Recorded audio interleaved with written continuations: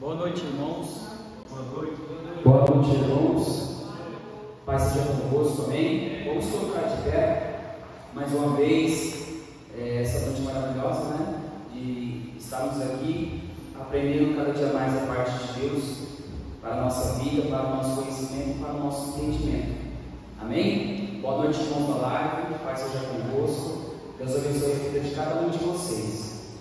Pai, estamos mais uma vez na Tua presença, Deus, mais uma vez entoando louvores, entoando adoração, entoando, Pai, Tua palavra, meditando, absorvendo o Teu conhecimento para cada dia mais podermos ser Seu filho, Pai, considerados e chamados de, assim como o apóstolo João, o apóstolo Paulo diz, que somos os Seus filhos, ó Deus. Venha nos capacitar, venha nos ungir, venha, Pai, nos dar graça para que possamos prosseguir nessa terra, para que possamos prosseguir na nossa vida, para que possamos seguir no nosso propósito que o Senhor tem dado nas nossas mãos.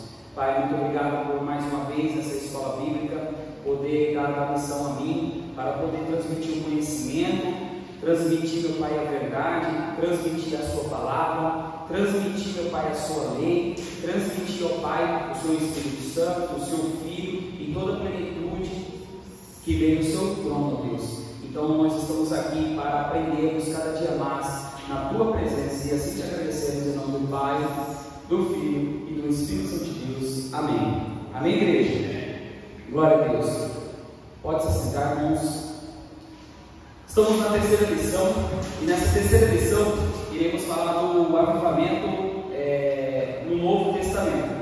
Nós aprendemos, nós estudamos sobre o avivamento espiritual na primeira lição. Segunda lição, nós falamos sobre o avivamento que aconteceu no Antigo Testamento. Obrigado, meu Cláudio. No Antigo Testamento. E nessa terceira lição, na outra quarta-feira, fizemos o resumo das aulas. E nessa quarta-feira, nessa terceira lição, iremos falar do avivamento no Novo Testamento. Tá? Então vamos começar com o textual. Jesus respondeu e lhe disse: se tu conheceras o dom de Deus, que é o que ele te diz, dai-lhe de beber, tu lhes pedirás, e ele te dará a água viva. Isso está em João capítulo 4, verso ao 10. Verdade prática. A palavra de Deus revela raízes de um verdadeiro avivamento espiritual que perpassa a história, igreja. Amém? Você que está com a sua Bíblia aí, abra em João capítulo 4. A minha é diferente da minha, mas está na página 17. Pode ser que possa estar um pouco para frente aí. Todo aluno é diferente. Glória a Deus. Então abra a sua página aí para a leitura em classe de João capítulo 4. Verso ao 7 ao 15 em diante. Eu vou ler na Nova Almeida Atualizada, porque é uma leitura um pouco mais fácil para mim, para os irmãos que estão presentes, do que a leitura em ARC, Almeida Revista e Atualizada. É um pouco difícil a linguagem, mas não tem problema. O importante é que nós possamos ler e aprender cada vez mais. Amém, irmãos? Todos encontraram? João capítulo 4, versos 7 ao 15. Leitura em classe. Nisto veio uma mulher samaritana tirar água. Jesus lhe disse: dai-me um pouco de água, pois os seus discípulos tinham ido à cidade comprar alimentos. Então a mulher samaritana perguntou a Jesus: como sendo o Senhor um judeu, pede água para mim, que sou uma mulher samaritana? Ela disse isso porque os judeus não se dão com os samaritanos. Jesus respondeu: se você conheceres o dom de Deus e quem é que está lhe pedindo a água para beber, você pediria, e ela lhe daria a água viva. Ao que a mulher respondeu: o Senhor não tem balde e o poço está fundo. De onde vai conseguir essa água viva? Por acaso o Senhor não é maior do que Jacó, o nosso pai, que nos deu o poço, do qual ele mesmo bebeu, assim como os seus filhos e o seu gado? Jesus respondeu: quem quer beber dessa água voltará a ter sede, mas aquele que quer beber a água que eu lhe der nunca mais terá sede. Pelo contrário, a água que eu lhe der será uma fonte que jorra para a vida eterna. A mulher samaritana disse: Senhor, quero que me dê a água para que eu não mais tenha sede, nem precise vir aqui buscar. Amém, irmãos? Então nós iremos estudar nessa noite um panorama, tá, sobre os evangelhos, sobre as 13 cartas paulinas, as 8 cartas do Novo Testamento e também o Apocalipse. Eu quero fazer um panorama para vocês entenderem nessa introdução. Temos um panorama geral a respeito do avivamento do Novo Testamento. Estudaremos o avivamento trazido por Cristo mediante aos homens comissionados por Ele, para proclamar a mensagem das boas novas para Israel e o mundo. Desse modo, nosso Senhor trouxe a mais poderosa mensagem que os homens ouviram, a mensagem do reino de Deus. Essa foi e é a mensagem de Jesus Cristo para os homens, para mim e para você nessa noite, minha amada e meu amado irmão. O reino de Deus. Os apóstolos do Senhor transmitiram essa gloriosa mensagem por meio das epístolas e livros. Lembrando que você que está aqui presente, você que está na live, lembrando que os homens a quem eu falo, dos discípulos, dos já apóstolos consagrados por Deus, com o propósito de propagar o Evangelho para toda a nação, fora de Jerusalém, fora de Israel, para toda a comunidade, para os gentios fora de Jerusalém. Deus usou e inspirou esses homens através do seu Espírito Santo para escrever essas cartas. E quando nós falamos de Mateus, Marcos e Lucas, nós estamos falando de 3 evangelhos sinóticos. Esses evangelhos são chamados sinóticos porque eles 3 têm uma linguagem semelhante e assuntos parecidos, só que com uma visão um pouco diferente de sentido, de localidade, mas o assunto é o mesmo. Por exemplo, vai falar sobre o batismo, os 3 relatam sobre o batismo, os 3 vão relatar sobre as curas que aconteceram, os milagres que aconteceram naquela época. Aí você deve estar se perguntando: Mateus, mas por que João não é um livro sinótico? Assim como Marcos, assim como Mateus, Marcos e Lucas. Porque João complementa esse conteúdo. Ele complementa os 3 evangelhos e vai além. Ele vai na plenitude do Filho de Deus. Ele vai nos ensinar verdadeiramente como é Jesus Cristo glorificado, o Pai, o Filho e o Espírito Santo. Olha, quem já não leu o primeiro verso do primeiro capítulo de João? No princípio era o verbo estava com Deus, e o verbo era Deus. Algumas traduções vão dizer: no princípio era a palavra estava com Deus, e a palavra era Deus. O que isso quer dizer? No princípio era Cristo, e Cristo estava com Deus, e Cristo era Deus. Como assim, Mateus? Vamos lá em João capítulo 1. Por que eu estou falando isso? Para vocês entenderem a proporção desse evangelho que iremos estudar, o avivamento nos evangelhos, começando por João, o livro não sinótico, em referente aos outros 3. No verso 10 de João, capítulo 1, vai dizer assim, verso 10: o verbo estava no mundo, ou seja, Cristo estava no mundo. O mundo foi feito por meio dele, mas o mundo não o conheceu.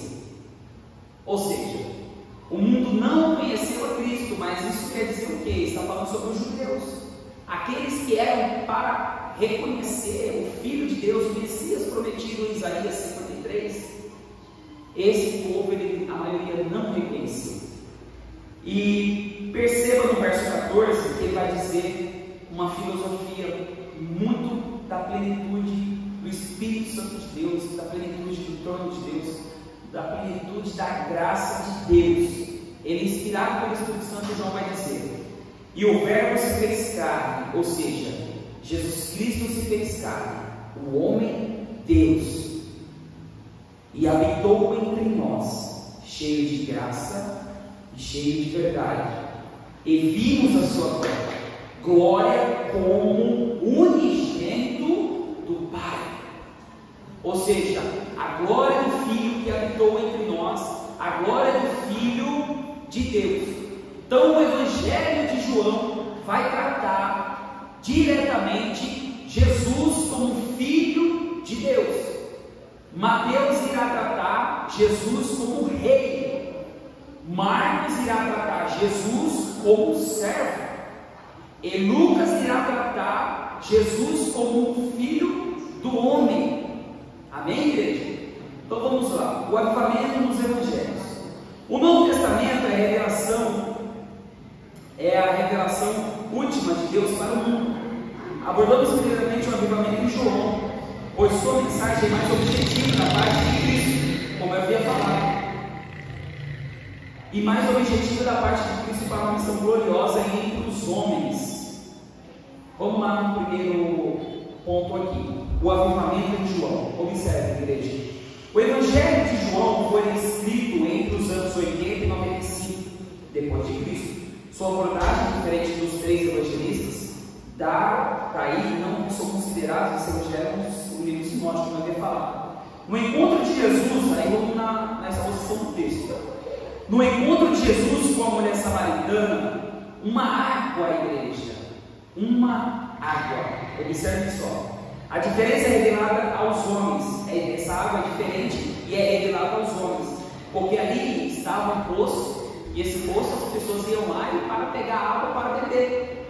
Mas Jesus, além de ir lá pegar essa água para beber, ele foi oferecer a outra água, a água que nos purifica, a água que nos lava, a água que tira as escamas dos nossos olhos e que podemos nos enxergar os nossos pecados, os nossos defeitos, enxergar que não somos nada sem Deus, enxergarmos a plenitude de Deus, enxergarmos como essa mulher estava enxergando ali Jesus Cristo como um Filho de Deus, e deixarmos habitar o Espírito Santo dentro do nosso coração.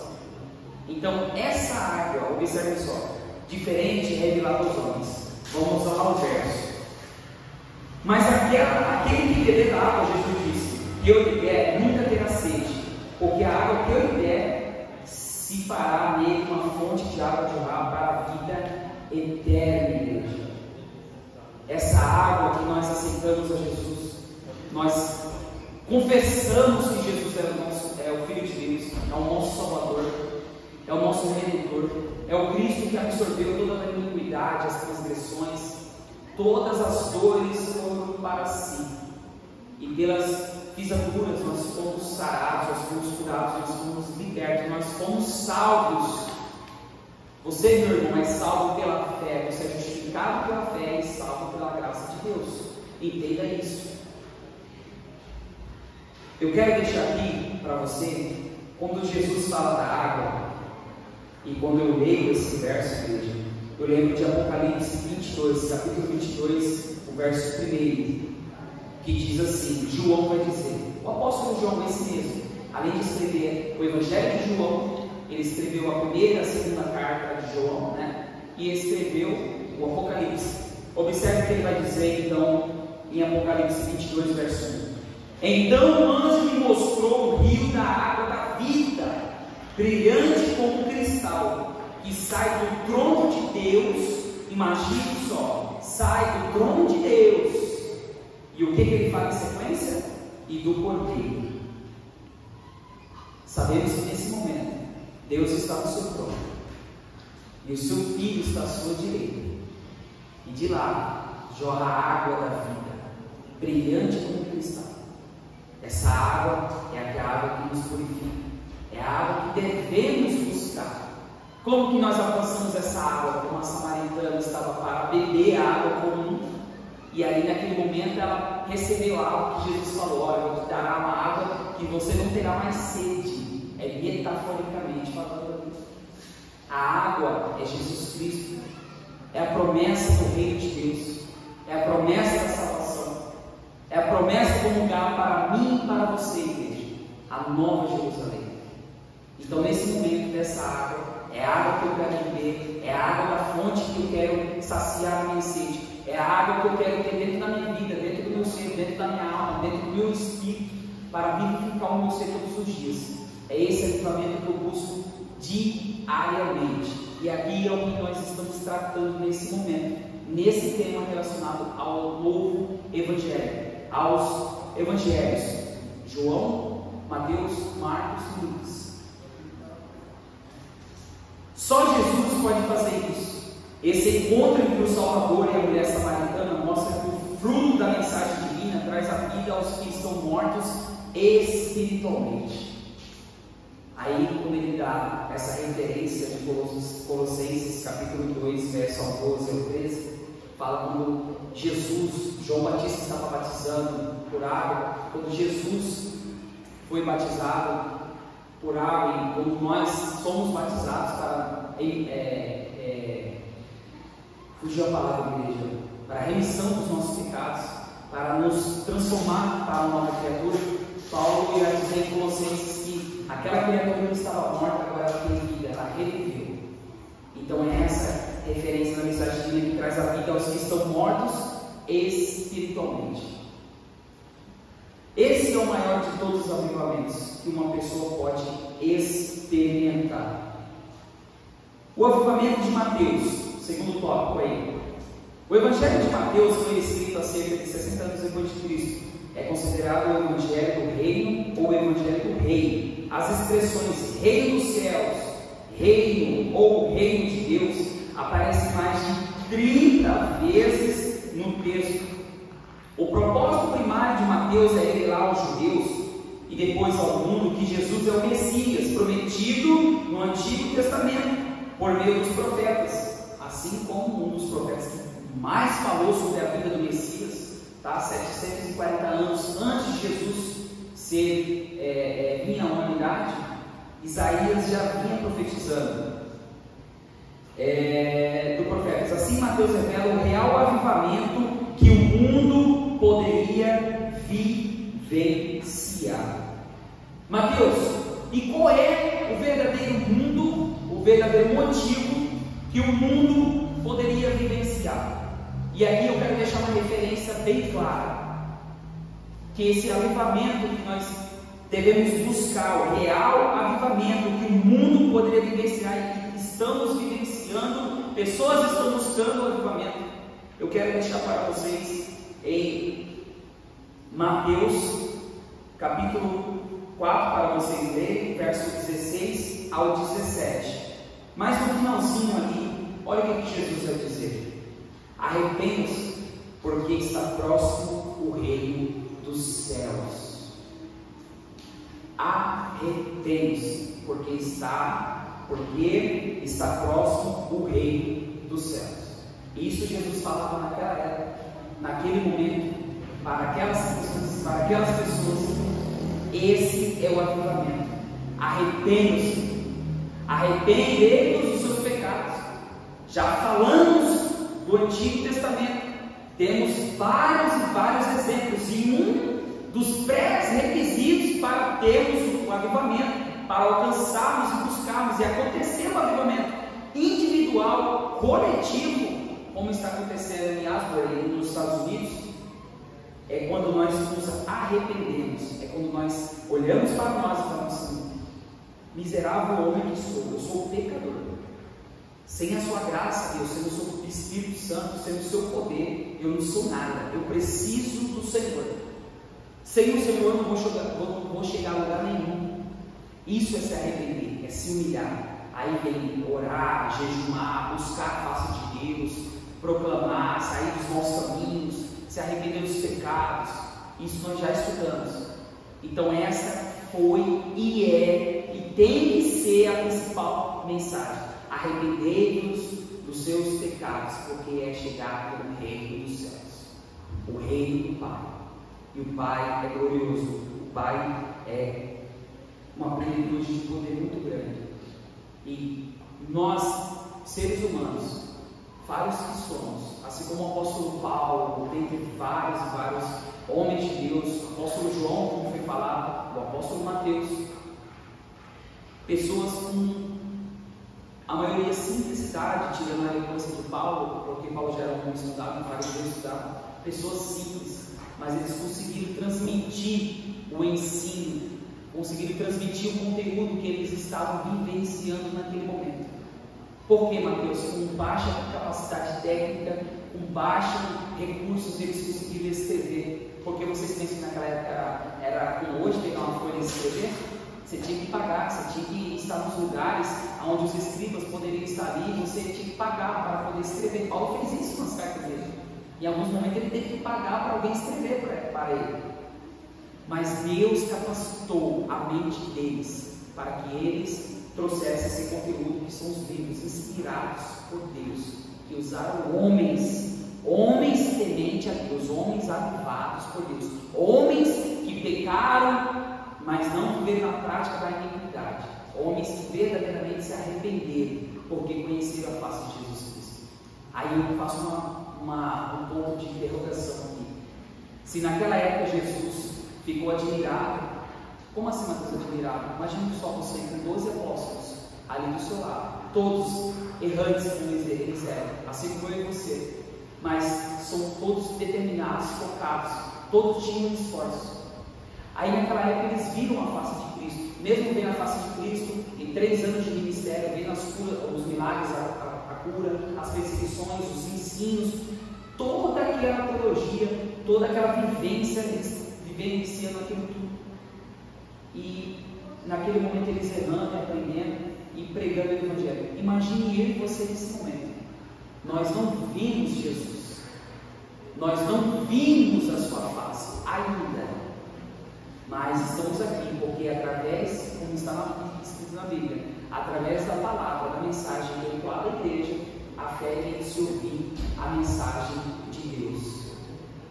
Então é por isso que nós somos justificados pela fé, porque Cristo pagou um preço muito alto por mim e por você na cruz do Calvário. E através da sua graça, que foi derramada à humanidade, o seu sangue, que foi dado a todos nós, o seu exemplo, como um cordeiro imaculado, é essa graça que me consome, é essa graça que eu quero para mim. Não é a graça de sorrir que eu estou falando aqui, é a graça que é o dom, é um favor imerecido da parte de Deus, é um dom de Deus. Isso está em Efésios 4. Vamos lá. Então esse é o avivamento em Mateus. Mateus ele exorta, ele fala como Cristo, como um rei. Arrependei-vos porque é chegado o reino de Deus. Mais um ponto que eu quero deixar aqui: o avivamento em Marcos. Observe os detalhes, igreja. No Evangelho de Marcos, Jesus é apresentado como um servo em 3 aspectos. Primeiro, ele mostra Jesus como um servo vencedor sobre as enfermidades, os demônios e as forças da natureza e a morte. Segundo aspecto, o evangelista apresenta Jesus como um servo sofredor, maltratado pelos líderes judaicos, sacerdotes, traído por Judas, um de seus discípulos. E olhem só, o que nós tiramos com isso? Nós iremos pregar o Evangelho, nós iremos falar do amor de Cristo, nós iremos falar do amor de Deus, do amor de Cristo, iremos falar do Espírito Santo para toda a humanidade. Mas lembre-se que nem todos irão gostar de você, nem todos vão estar ali com você.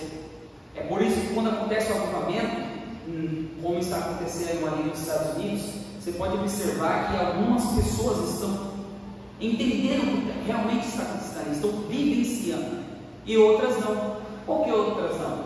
Porque elas não estão preparadas, elas não estão com a espiritualidade preparada para entender os mistérios da parte de Deus.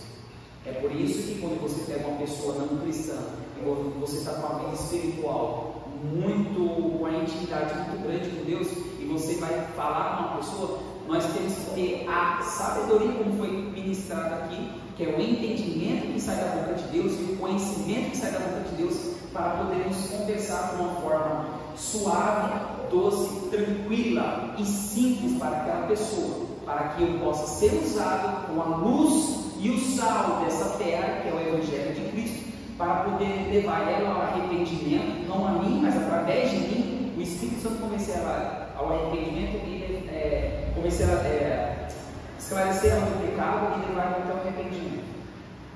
Então é isso, e é por isso que nós pregamos, é por isso que vai haver traidores do nosso lado, vai haver pessoas que vão nos desanimar, vai haver pessoas que vão querer prejudicar o seu ministério. Quando você está recebendo ou está avivado, o inimigo irá usar, como usou para esbofetear o apóstolo Paulo no seu ápice, quando ele foi ao terceiro céu, e quando ele voltou, ele foi tentado por um filho do diabo. Então, quem dirá eu e você, meu irmão? Então, que nós possamos estar preparados com a nossa vida, a nossa fé regrada a Deus, estamos preparados para podermos conversar com as pessoas, podemos levar e propagar o Evangelho de Cristo para as pessoas. Quando você está tendo o avivamento, que é os dons manifestados ali, é a glória de Deus sendo manifestada ali, é descendo ali, você vê uma visão completamente diferente. Eu já vivenciei alguns dias, algumas noites aqui, e algumas pessoas também vivenciaram isso. Então, procurem cuidar da espiritualidade de vocês. Não é religiosidade demais, não é o formalismo extremo demais, tanto para o lado religioso demais ou para o lado certinho demais. Não é isso. Você tem que ser focado para Cristo, para Deus, para o seu Evangelho. Busque confiar nele. Foi ministrado isso aqui no domingo. Busque a ele. Então, apenas uma explicação sobre Judas, como o autor aqui, o teólogo, ele coloca Judas nesse contexto. E a humilhação pelos soldados romanos, nós sabemos, quando ele estava com sede, entregou vinagre para ele.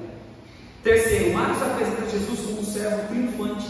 A mensagem dos anjos às mulheres que foram ao seu túmulo afirma: já ressuscitou, não está aqui. Assim o nosso Senhor foi morto, mas ressuscitou triunfante ao terceiro dia, vencendo a morte. Preste bastante atenção, igreja.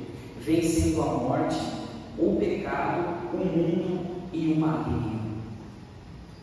Por que a morte? Adão e Eva não foram criados para morrer. Deus criou eles para o quê, igreja? Para viverem. O paraíso era aqui. Mas, quando entrou o pecado em vossas almas, daí veio o salário do pecado. Agora vocês vão ter que trabalhar. A mulher vai ser tirada de quarto e tu morrerás. Jesus venceu a morte.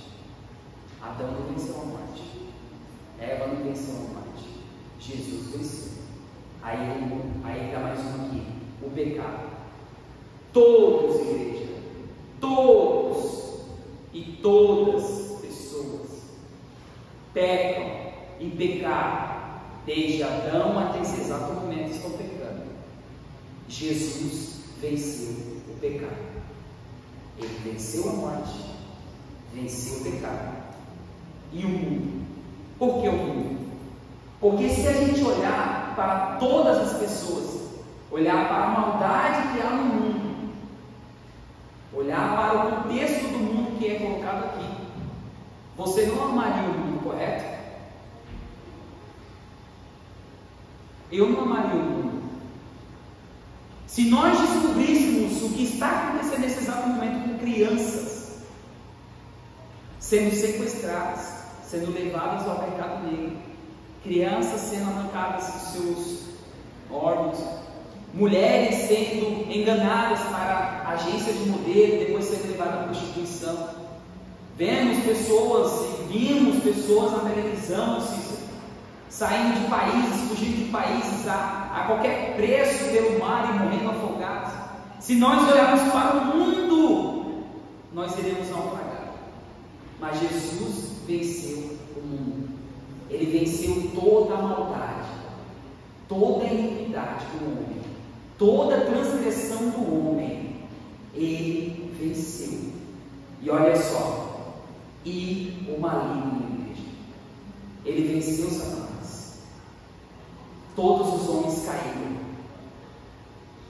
Começando no início, Adão e Eva com a serpente, os sussurros, as palavras falaciosas, e vários homens caíram. Eu caí. Se você não caiu, você pode cair, não tem problema com isso. A questão é que você esteja maduro para reconhecer que você errou, que você pecou e que você se arrependeu. E Jesus te dará força, porque o poder dele irá se aperfeiçoar na sua fraqueza. É por isso que nós, irmãos, temos que estarmos unidos, avivados. Porque quando não estamos avivados, quando estamos num dia triste, quando estamos num dia que não é para nós, sabe aquele dia que fala, não, hoje não é o meu dia. Aí esse dia o irmão vai estar melhor espiritualmente. A luz que vai estar nele vai resplandecer, você vai ver a luz dele. Você vai ver o Evangelho, você vai lembrar de Cristo. Aí você vai começar a ter prazer. Quantas das vezes eu estava triste, minha carne, cansado, triste. Pessoas comuns, não cristãos, pessoas falarem para mim palavras ali de edificação sem elas saberem que estavam me edificando. Mas eu sei que era o Espírito Santo usando o ímpio, como usou o rei Ciro para tirar o povo da Babilônia. Nós somos servos, e é isso que Marcos ensina, o Evangelho de Marcos. Jesus, igreja, ele foi servo. Ele serviu as pessoas. O que mais vemos em lideranças, em igrejas, em pessoas, elas querem ser servidas. Vão à igreja, pastores querem serem servidos, explorando seus fiéis, explorando o que a pessoa já não tem demais. Líderes loucos em forma de cordeiro, ensinando a palavra drasticamente, erroneamente, e enganando a muitos. E o que o nosso mestre fez? Serviu as pessoas, cuidou das pessoas, amou as pessoas, ensinou o caminho da verdade, da vida, ensinou sobre o Pai, ensinou a conduta de um cordeiro imaculado, um cordeiro sem pecado, sem mancha.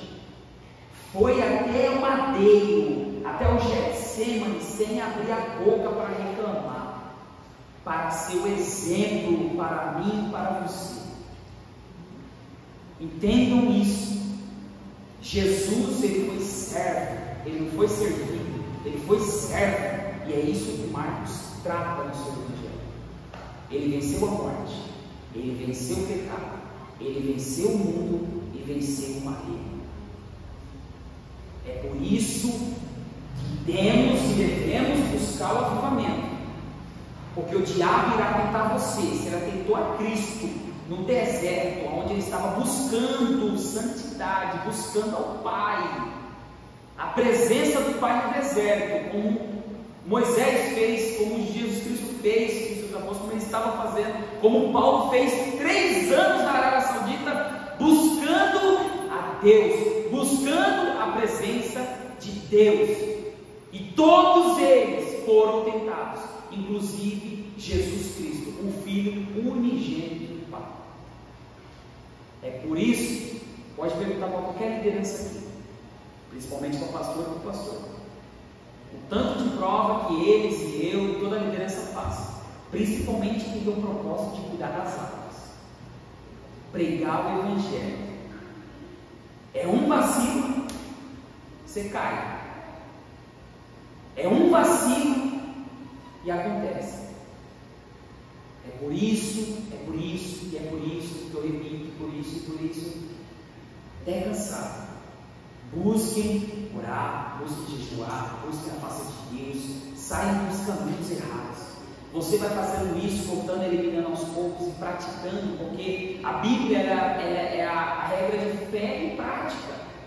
Ou vamos fazer como os fariseus, arrotavam as palavras decoradas, arrotavam santidade, mas a graça dentro de si, o amor às pessoas, o amor a Deus, a quem eles deveriam somente falar para a humanidade: olha, esse aqui é realmente o Filho de Deus.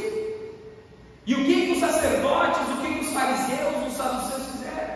Fizeram tudo ao contrário. Não se deram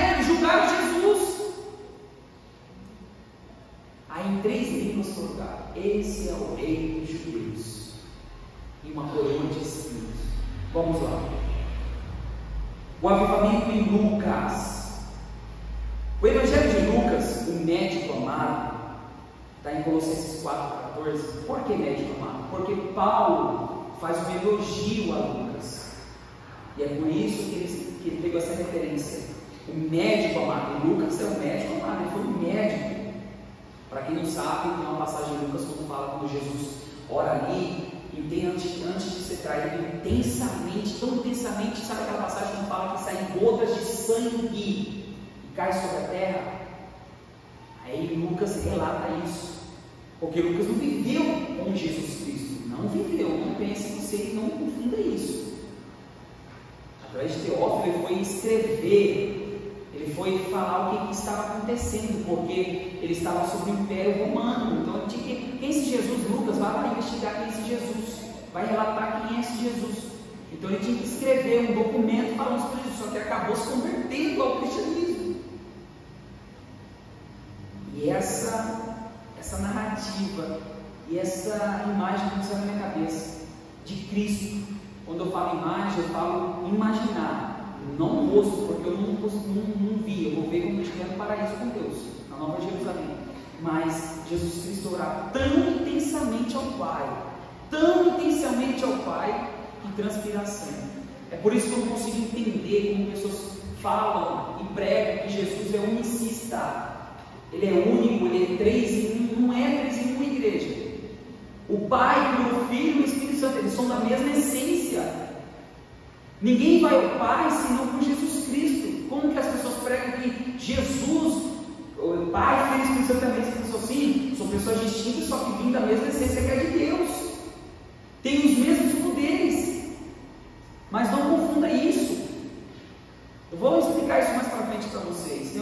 Tem pessoas que pregam sobre isso é uma heresia, igreja. Tem que tomar cuidado. Isso é um dos exemplos. Jesus na cruz orando para Ele mesmo. Lâmpada sabactane, Deus meu, por que eu me desamparaste? Ele está falando para Ele mesmo. João está falando que é o Filho unigênito do Pai, é o Filho unigênito dele mesmo. Pelo amor de Deus, vamos ler mais essa versão, vamos meditar, vamos viajar. Viagem nas Escrituras. Você está viajando ali com Deus? Não, você está viajando com Deus. Você está vivificando a sua alma.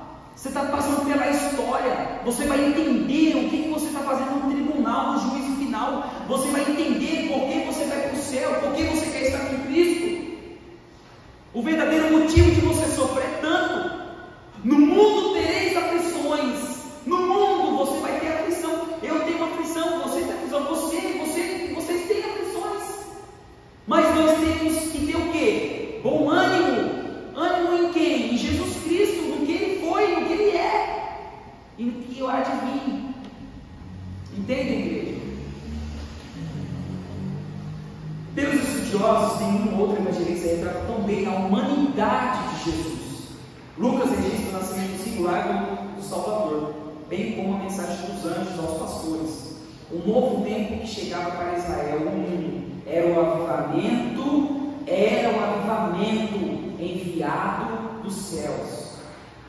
Mateus, como assim o avivamento enviado dos céus? Lucas capítulo 29, verso 49.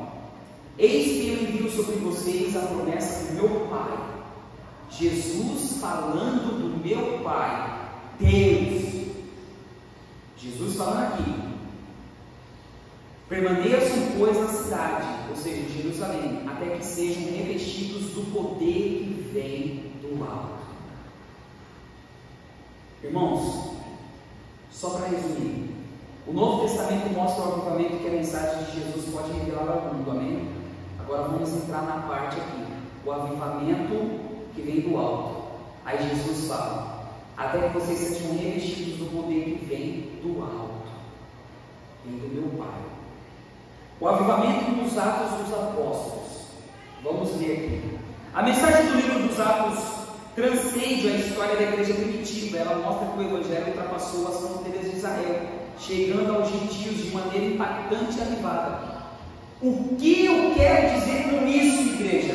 O que eu quero dizer com isso? A grande comissão foi executada.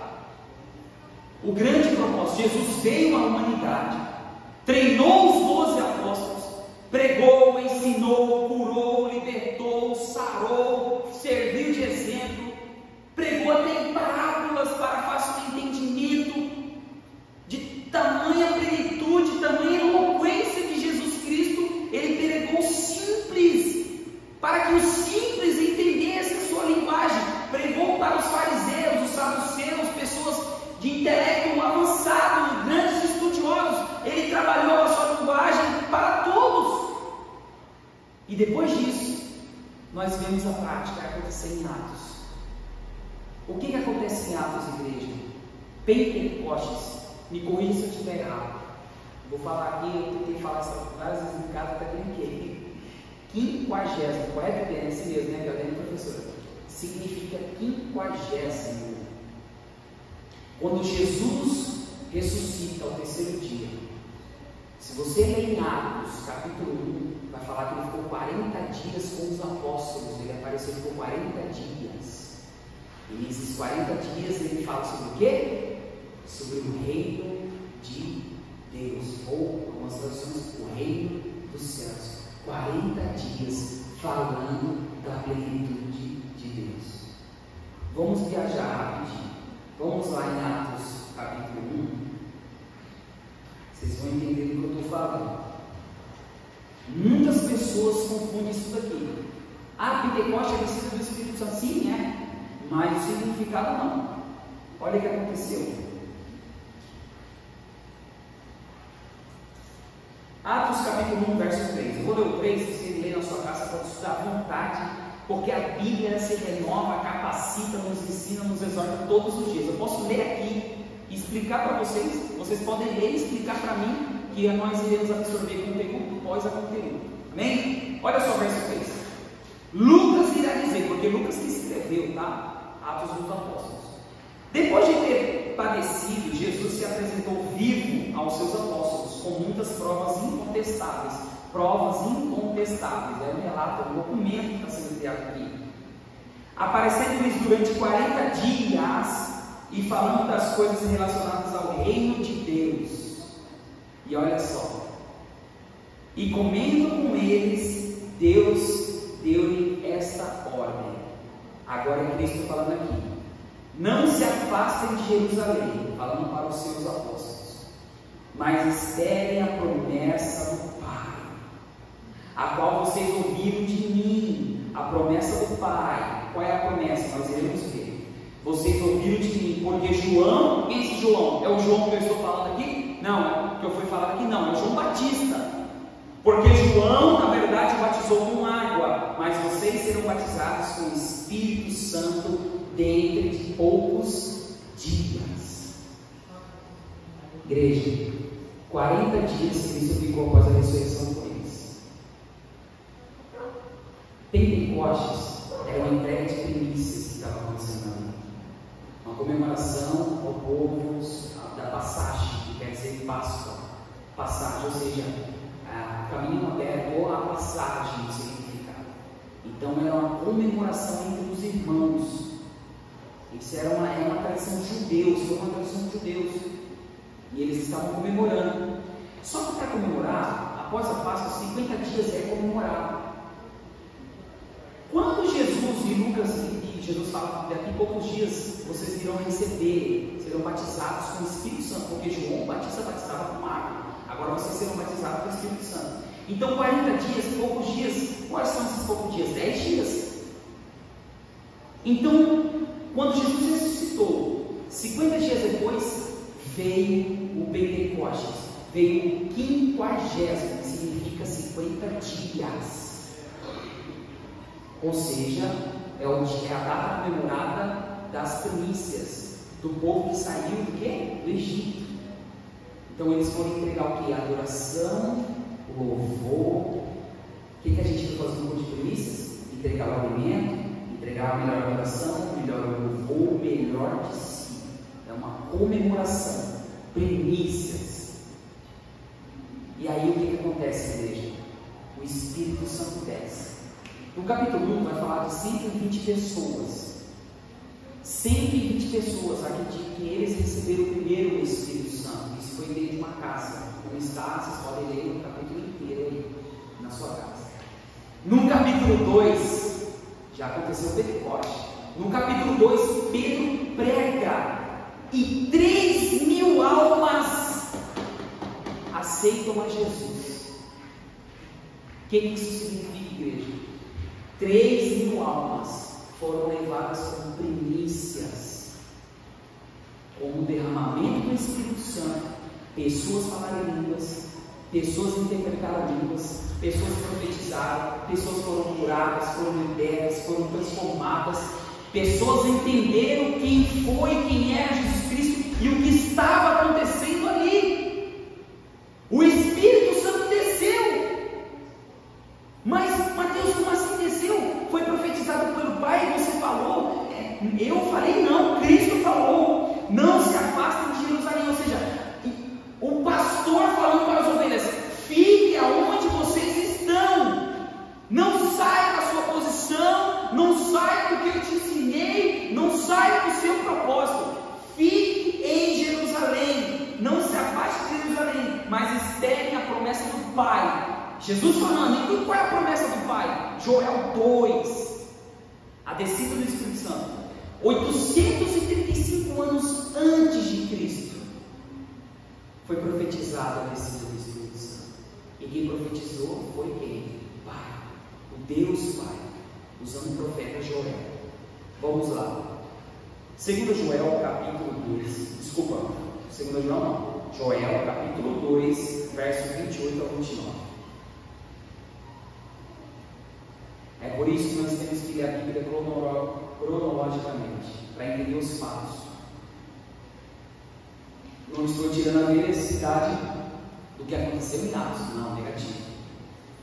Para acontecer o avivamento, que é o que a gente está estudando aqui, tem que haver renúncia, remissão dos pecados, tem que haver humilhação, adoração, entrega, primícias, tem que haver louvor, tem que haver um ato de entrega muito intenso para acontecer a descida do Espírito Santo.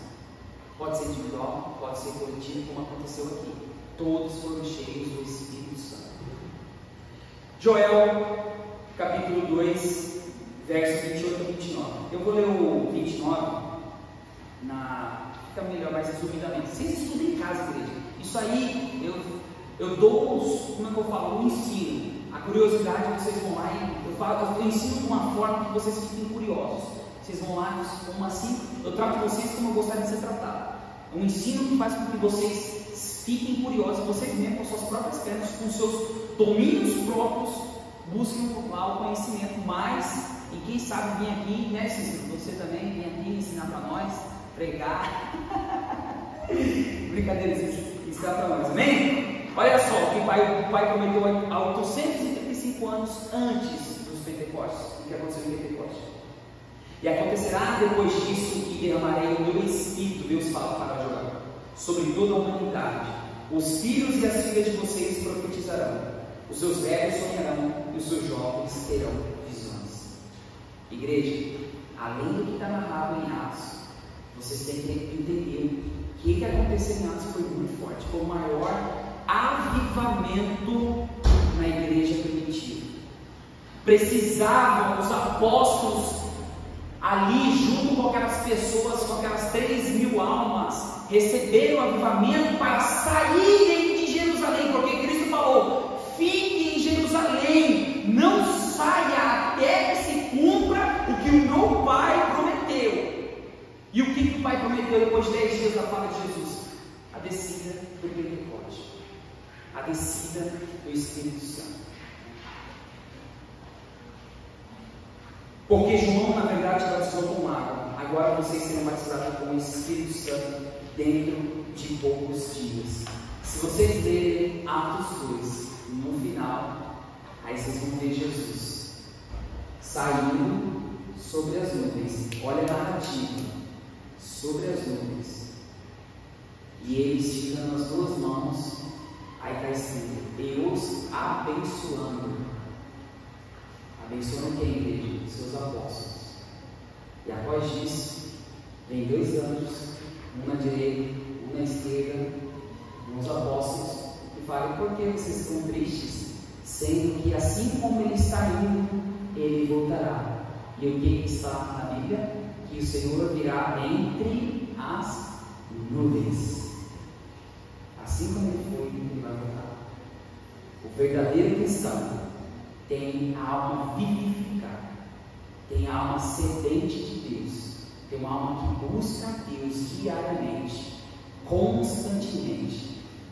Parece ser enjoativo, parece ser talvez assim, para uma pessoa que não está entendendo o lado espiritual. Não estou falando desse lado espiritual na internet, né? Às vezes compartilho os vídeos lá, o idioma lá na internet. Eu até compartilhei com a pastora umas línguas que não dá para entender. É umas línguas repetidas de pessoas ouvindo cantores, cantoras, pregadores em mesma língua. Isso não é, isso é blasfêmia contra o Espírito Santo. Deixe que você busque, vai você, busque a Deus, o Espírito Santo, os seus dons, os seus dons, dom de conhecimento, palavra de sabedoria, dom de curar, de profetizar, de revelação, palavra de ciência, já falei, qual é a outra? De curar, de interpretar e de falar em línguas. Busque os dons ministeriais que está em Éfeso, dados por Jesus Cristo, que é lá para ser pastor, apóstolo, ser evangelista, mestre na palavra de Deus. Cabe você buscar. Eu não sabia o meu. Foi um caminho decorrendo e foi usando pessoas, o pastor, e foi indo. E eu fui descobrindo. Estão entendendo, igreja? Como é que o avivamento vai acontecendo? Quando a gente se arrepende e fala: meu Deus, como eu estou errado. Aí acontece. Então, fique esse ensino sobre Atos. Leia Atos e lembre-se que ali as pessoas estavam entregando, elas não estavam ali: Senhor, me dá um carro, me dá uma casa, não que seja errado pedir, me dê uma casa, como foi ensinado a mim, me dá uma casa, um carro, me dê. Naquele momento houve um grande clamor e primeiramente uma promessa da parte de Deus, da parte do Filho também, que daqui a alguns dias acontecerá o que o meu Pai prometeu. Foram 10 dias após que Jesus se foi, após os 40 dias como eles. Muitas pessoas não sabem disso. Muitas pessoas pregam e falam que ao terceiro dia ressuscitou, apareceu, conversou ali, fez o pé de meia e foi embora. Não. 40 dias aparecendo e falando sobre o que a igreja comendo, tá? Observem aqui, ó. Obrigado.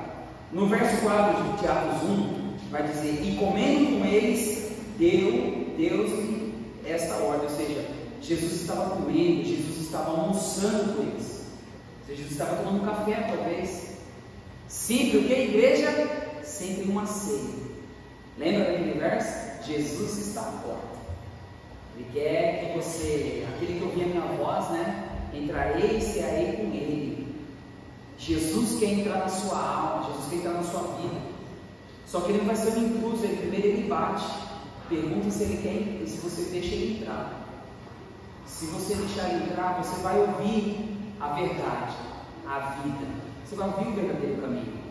E cabe a você a entender e falar assim, se convencer e falar: não, eu confesso a Jesus, eu confesso o Senhor ao Senhor, porque eu creio no Senhor. Eu creio, o Senhor pode ficar aqui, continue falando comigo. 40 dias falando sobre o reino, vocês têm noção disso? 40 dias. Esse evento trouxe um avivamento espiritual. Então vamos ver na decisão do Espírito Santo, tá? Segundo parágrafo. Esse evento trouxe um avivamento espiritual no nascimento da igreja. Antes da chegada do Espírito Santo, nosso Senhor reuniu os discípulos e disse: a grande comissão. Ou seja, antes dele ir também, houve uma grande comissão. E qual foi essa grande comissão? Eu vou resumir aqui para vocês, igreja. Está em Marcos capítulo 16, versos 15 e 18. Mas eu vou ler o primeiro verso, tá? Ide, a primeira comissão, antes de Jesus Cristo ir definitivamente, ele falou para os seus discípulos: ide por todo o mundo e pregar o evangelho a toda criatura. E aconteceu o que após isso? Aconteceu a descida do Espírito Santo. Aconteceu um avivamento sobre toda aquela igreja. 3.000 almas. Aí você deve estar se perguntando: Mateus, quem estava pregando nesse dia aí? O apóstolo Pedro estava pregando o sermão. E ele pregando ainda, no capítulo 2, vocês vão ver que ele fala da promessa de Joel. Ele prega o Antigo Testamento ainda. Mateus, como assim? Não estou entendendo. Ele fala sobre Joel 2. Ele fala: o que está acontecendo aqui, irmãos, eles não estão embriagados. Não confundam que eles estão embriagados. Isso é a promessa do Pai. E ele cita Joel. Então, igreja, a igreja primitiva, ela recebeu uma ordem de Jesus Cristo.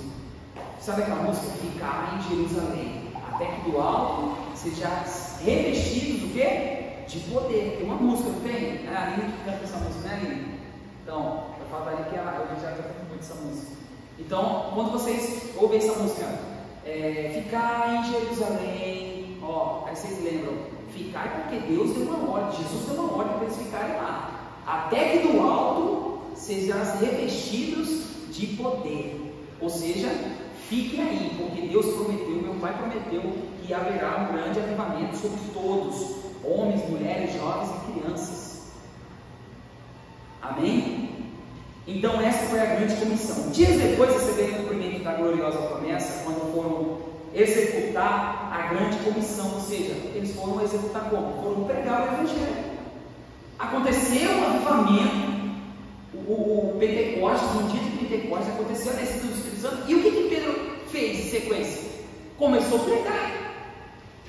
Se vocês lerem Atos, é o relato dos apóstolos trabalhando dentro de Jerusalém, e daí em diante, após o avivamento, já começam a ir aos gentios, na Ásia Menor, na atual Turquia, já começam a ir lá. Aí Paulo prega em Gálatas, Pedro vai em Éfeso, João vai em Éfeso. João escreve Apocalipse na ilha de Patmos, preso. João escreve seu livro, os estudiosos falam, seu livro do Evangelho, o Evangelho também, mas a primeira, segunda e a terceira carta foi em Éfeso. E já estavam fora.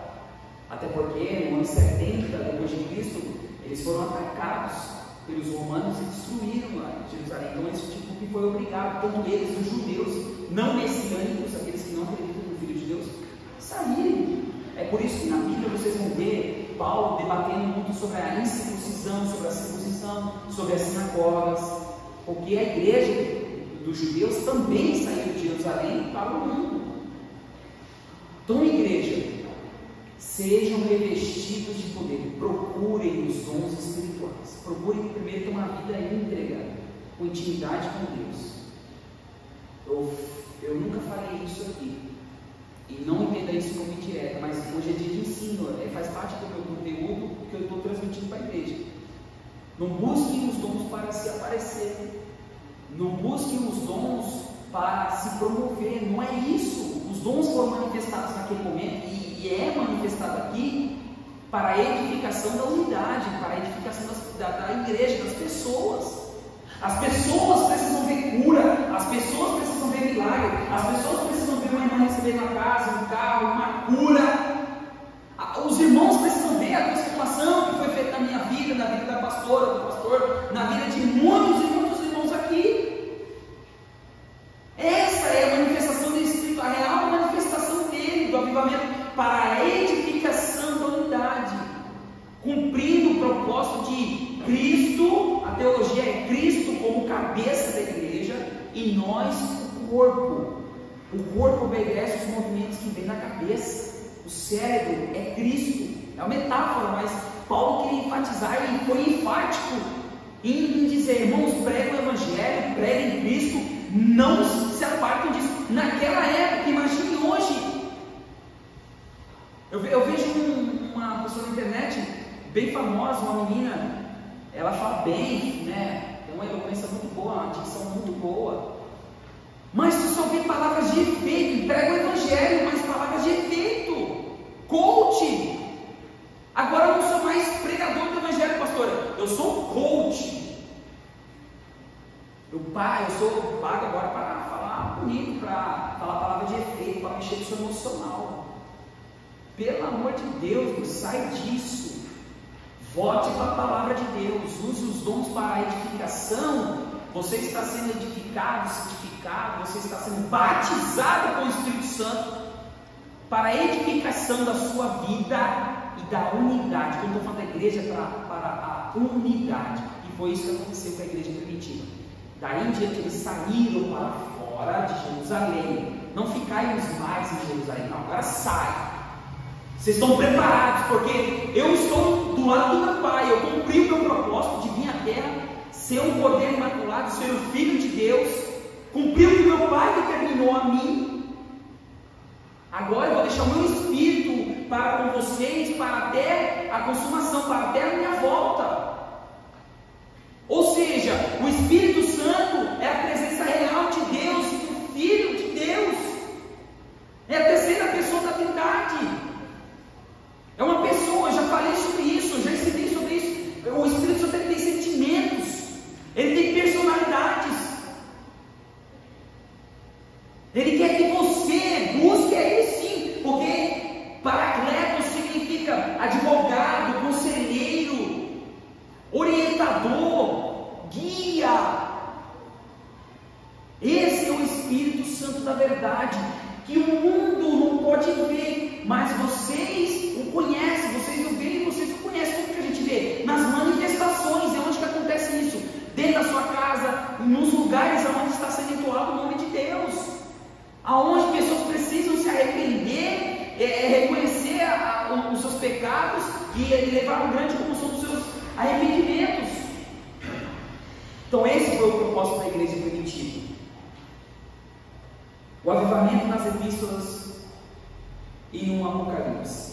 Vamos começar nas epístolas paulinas. Após a sua dramática conversão, o apóstolo Paulo passou por uma radical transformação de vida, de perseguidor de Deus se transformou em pregador, apóstolo e doutor dos gentios, como está em 2 Timóteo, capítulo 1 a 11.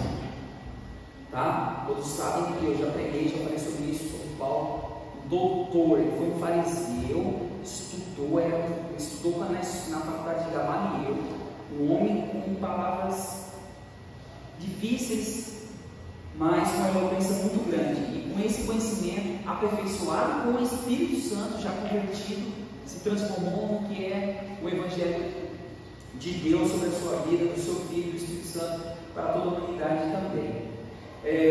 Não por acaso ele escreveu as 13 cartas entre as igrejas e as pessoas. Em suas epístolas destinadas à igreja, podemos destacar temas como a justificação pela fé, tá? Nós vamos ver isso em Romanos, capítulo 5. A carta de Romanos, igreja, meu pai amado, olha, o Apocalipse tem muita figura de linguagem, mas Romanos é muito. Eu aconselho, quando vocês já tiverem um bom entendimento dos 3 evangelhos, de Atos, vocês irem para Romanos. É uma teologia, meu Deus do céu, da justificação pela fé. É incrível, ali é uma faculdade, é incrível. Bom, vamos lá. A salvação em 1 Coríntios, 2 Coríntios, ele não colocou aqui a salvação pela graça que Paulo fala, está em Efésios 4, tá? Depois a gente vai falar sobre isso também, mas o teólogo aqui não colocou.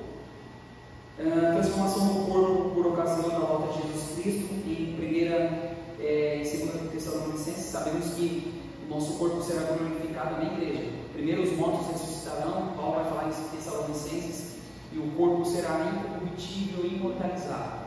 Será assim como diz Jesus Cristo, porque no lugar celestial não haverá corrupção, não haverá iniquidade, não haverá transgressão, não haverá maldade.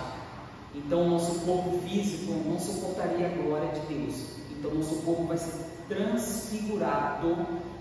Quem lembra do monte quando Jesus foi lá e ele foi transfigurado? Moisés brilhou, né, quando conversou com Deus na sarça ardente. Enfim, nosso corpo vai ser transformado num corpo incorruptível e imortalizado, tá? E Paulo vai dizer isso em 1 Coríntios, 2 Coríntios, ele vai falar sobre corrupção e mortalidade. Também em 1ª e 2ª Tessalonicenses vai falar sobre a volta de Jesus Cristo.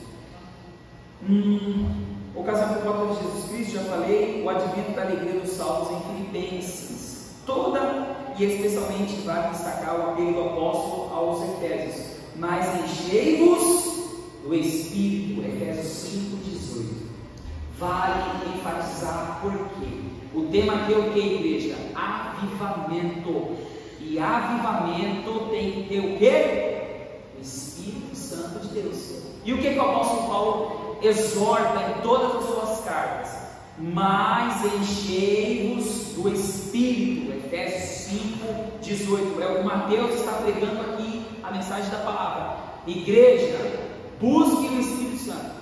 Encham, quando encham, se dediquem à presença dele. Você vai ter sabedoria, vai ter entendimento, vai ter conhecimento, vai ter eloquência nas palavras, você vai ter eloquência no modo de agir com a pessoa, você vai ser sábio no modo de tratar uma pessoa. Só que você não vai ficar se preocupando com isso, porque vai vir automaticamente. Isso vai estar, sabe quando a gente pensa as palavras bem rápido? Você não vai pensar, poxa, eu tenho que falar com Pedro porque ele é calminho, não. Já o Espírito já vai dar um direcionamento para você. É uma situação simples que eu estou expondo aqui. Esse apelo continua a ecoar atualmente. Segundo aqui a se destacar, nas epístolas gerais ou universais. As epístolas universais apresentam 8 documentos, aparentemente sem perspectivas avivalistas. Elas revelam princípios que dão suporte à verdadeira vida cristã. Essas epístolas revelam a supremacia de Cristo em todas as esferas da vida, o valor da fé e da salvação, acompanhadas de boas obras, o valor da santificação e do amor de Deus derramados no coração dos salvos. Esses princípios apontam para uma vida cristã e avivada. Não podemos excluir nenhum livro. Todos os livros não vai estar a palavra escrito avivamento, mas vai estar escrito mudança, transformação, arrependimento, ensino, palavra de fé, palavra de sabedoria. Vai ter tudo relacionado à busca, oração, humilhação. Todos os livros, não somente em Atos. É por isso que o que acontece em Atos, nós temos que entender o passado no Antigo Testamento para entender o que Deus prometeu e o que Jesus estava falando. Amém? Então nenhuma, é isso que queremos tratar aqui também. Nenhuma das epístolas pode deixar de ser consideradas avivalistas. Terceiro tópico aqui, no novo livro do Apocalipse. Meu Deus, falei errado, Apocalipse, né? O último livro da Bíblia, aí foi escrito por João, né, 96, lá na ilha de Patmos, traz revelações singulares a respeito dos fins dos tempos. A revelação de Cristo glorificado, a revelação das coisas passadas, a revelação das coisas em relação à igreja, em relação às nações, ao arrebatamento da igreja, o tribunal de Cristo, a entrega dos galardões das bordas do Cordeiro, depois de 7 anos, o que haverá a grande tribulação na terra, o tribunal de Cristo, as bodas do Cordeiro no céu. Jesus voltará em glória e será visto por todos os habitantes da terra. Se alguma teologia, se algum ensinamento, se é Bíblia, não é o Mateus, falar para vocês que Jesus virá da forma secreta, sumirá e ninguém vai ver, mentira! Está na Bíblia e todo olho verá. Todo olho verá Jesus voltar das nuvens. Isso é uma heresia, igreja. Por quê? Porque você prefere ouvir palavras bonitas, palavras, como o apóstolo Paulo diz, filosofias, palavras falaciosas, palavras bonitas, bem colocadas. Você dali já tira a conclusão de que é o certo. Se questione, igreja. Vou dar exemplo aqui não, mas teve uma aula que eu falei uma coisa errada, a irmã chegou para mim e falou, irmão, assim, você falou, irmã, muito obrigado. E quando a próxima vez você pode levantar a mão e você, qualquer pessoa vai falar, Mateus, era X e tal, você confundiu ali. Eu tenho que olhar para isso, igreja.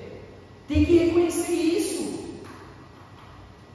Eu não posso, vocês não podem, vocês, individualmente vocês, apenas estou passando conteúdo, ensinando, mas só Mateus, amém. Mas cheguem na casa de vocês, tirem um tempo, tem que haver um tempo, tem que haver sabedoria, tem que haver conhecimento, entendimento, tem que haver ali, você ser um bom administrador, um bom despenseiro da sua casa, você saber administrar o seu tempo.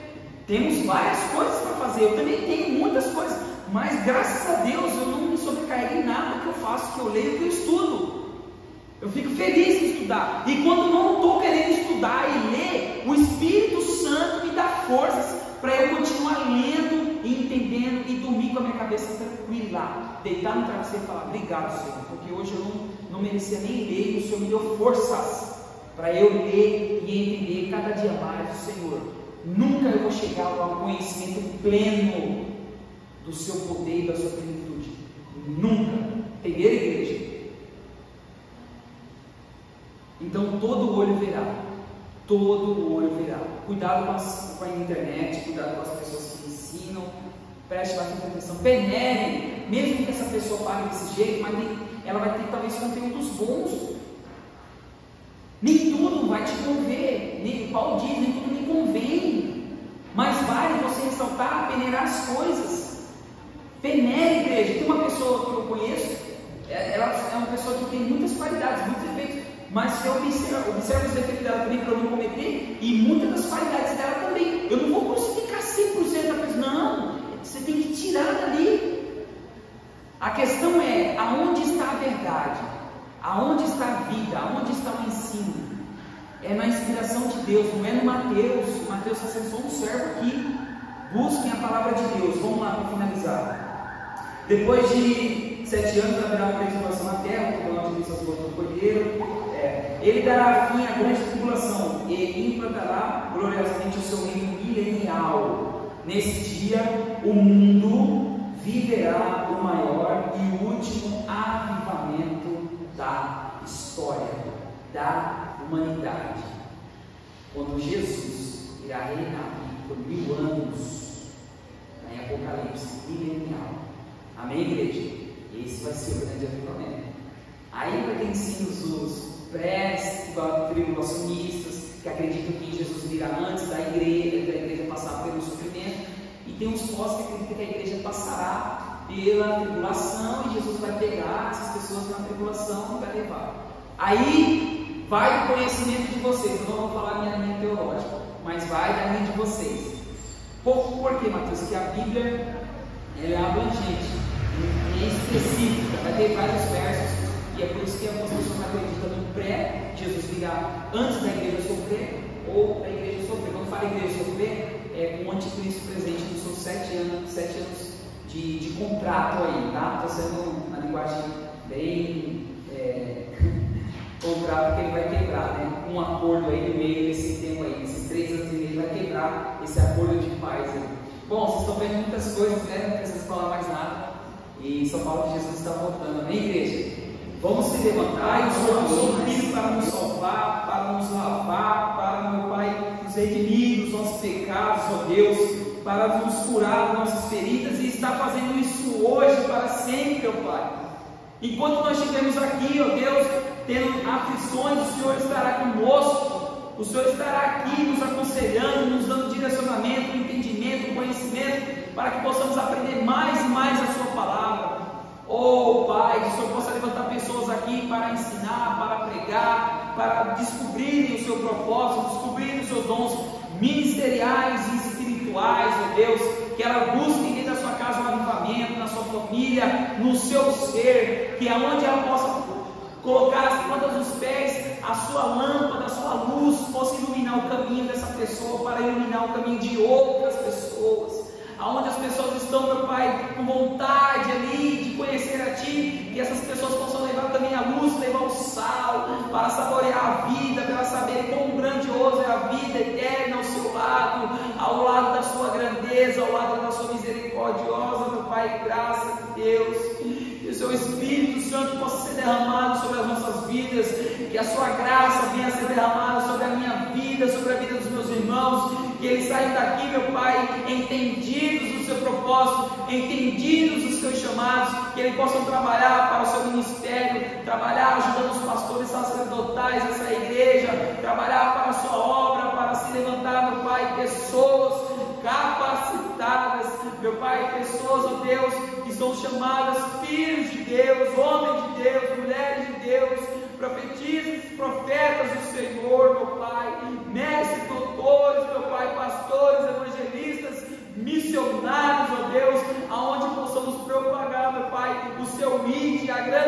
cristão possa ser contínuo, Deus, de pregar o Seu Evangelho. Oh Pai, muito obrigado por essa noite. E assim te agradeço em nome do Pai, do Filho e do Espírito Santo de Deus. Amém. Amém, igreja? Glória a Deus. Das palmas do Senhor.